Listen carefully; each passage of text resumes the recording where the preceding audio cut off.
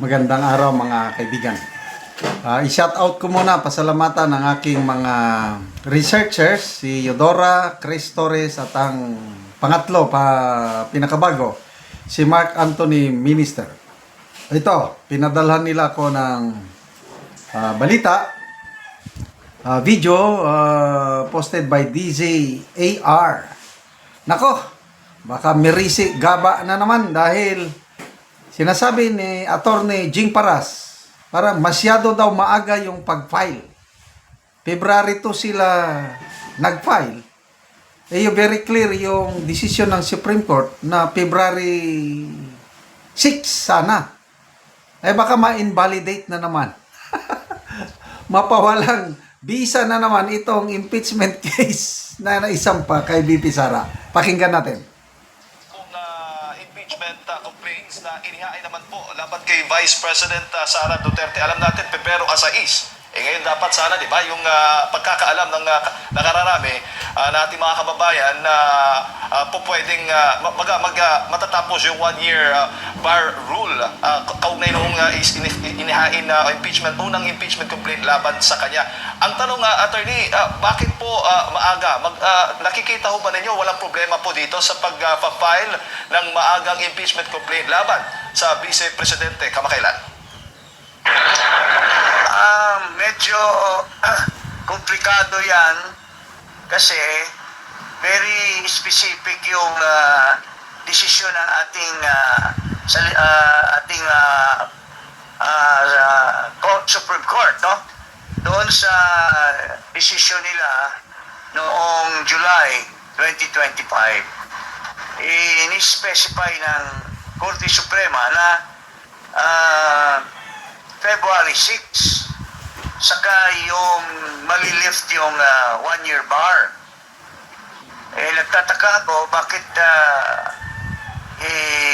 nag-file ang bayan muna ng impeachment lihis doon sa mandato ng Korte Suprema. At ini-interpret nila according to what they think. Alam mo, sa tinatawag nating statutory construction, what is clear is yun ang magpiprevail. The decision is not ambiguous. It's not subject to interpretation. So, magkakaroon ng problema yan. Pwedeng mag-question yan in the sense na it is filed within the 1-year bar rule pa rin yung period. So considered yan as the bar yung complaint na yan. Wow. Kung mayroon man maghain ng question sa Supreme Court. Opo. Ang paliwanag po ng yung kampo po, yung grupo na naghain ng impeachment complaint laban kay Vice President Sara Duterte noong February 2, kung hindi ako nagkakamali, bago nga itong araw na ito, ay dahil po doon sa desisyon ng Supreme Court, itong latest po, kaugnay nga po doon sa motion for reconsideration na patungkol po sa definasyon ng session days. So, ibig sabihin daw, ang paliwanag nila, dahil po sa bagong definasyon ng session days, lumalabas na pwede nang mag-file ang ikalawang set ng complaints simula pa dapat noong Enero, yung January 16. At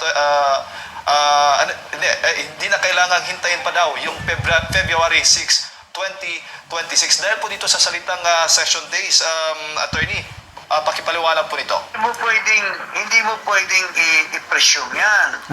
Kasi subject to ano din yan, scrutiny kung ano ang bilang, no? Siguro kung yun ang intensyon ng Supreme Court, then part of their final decision after junking the motion for reconsideration, they should have visited the decision which may nakalagay doon na February 6. Dapat binago din sana nila yon. Hindi nila ginalaw yon. So that prevails. Kasi i-interpret mo which one prevails over the other. Kung sarili nilang interpretation versus a very clear supervision or specific hand-in ng Korte Suprema, medyo may issue tungkol dyan. Hindi klaro yan na dahil sa interpretation nila between session dates and calendar days, they will already make a judgment versus the very clear decision of the Supreme Court. Diba? Opo. So, para po sa inyo, ang dapat masunod yung unang desisyon ng Supreme Court patungkol dito dahil dito sa ikalawang desisyon po nila, sabi naman malinaw din na pinagtibay nila yung naging unang desisyon nila. Pero hindi po malinaw doon sa motion for reconsideration na desisyon po nila na inihain po ng House of Representatives na nakaspecific na binago na nila yung unang desisyon nilang February 6 na mas maaga dapat kayo mag-file ng impeachment complaint laban sa isang opisyal. Hindi po binago Pinatibay pa nga yung unang desisyon Okay, so ito. Oh, baka ngayon ko lang ito naintindihan. Kanya-kanya kasing interpretation yan Bakit biglang napaaga? Na very clear naman na February 5, 2025 nung isampa yung fourth impeachment case last year na na-invalidate or na-unconstitutional. So very clear yung unang decision February 6 matapos yung 1 year bar. Nag-file sila ng February 2. So hintayin natin ang galaw ng defense team ni BP Sara. Baka nga, baka magsampa na naman sila ng petition sa Supreme Court para ma-declare nga invalid na naman. Ay, nako.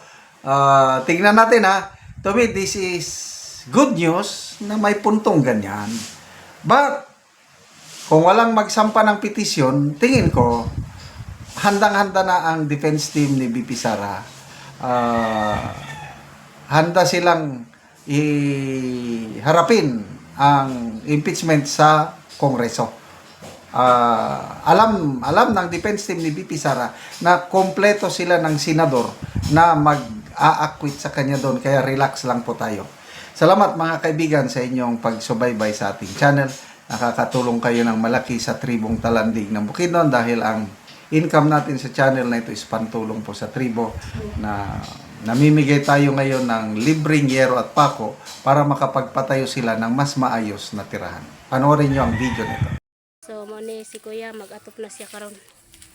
Yung Tagalog yero. So muli ang atopan niya ang abuhan.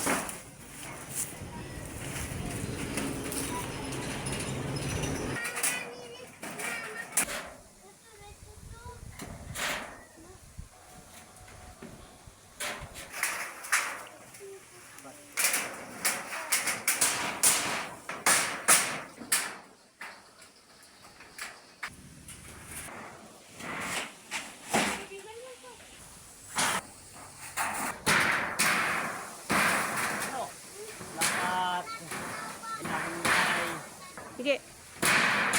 So karon na managid ang pag-atop ni Kuya sa year. So na managid. So karon humanag gyud ang pag-atop sa yero sa imong balay kuya unsa imong masulti. Salamat ako sa Ginoo nga ako gitagaan ako na grasya nga kalimbalay na ako na tupan ra gyud nga gitagaan ako kuan. Kining grasya sa Ginoo. Salamat sa naghatag sa Ginoo. Hasta naghatag aning sin sa kuha nga. Salamat gyud kayo.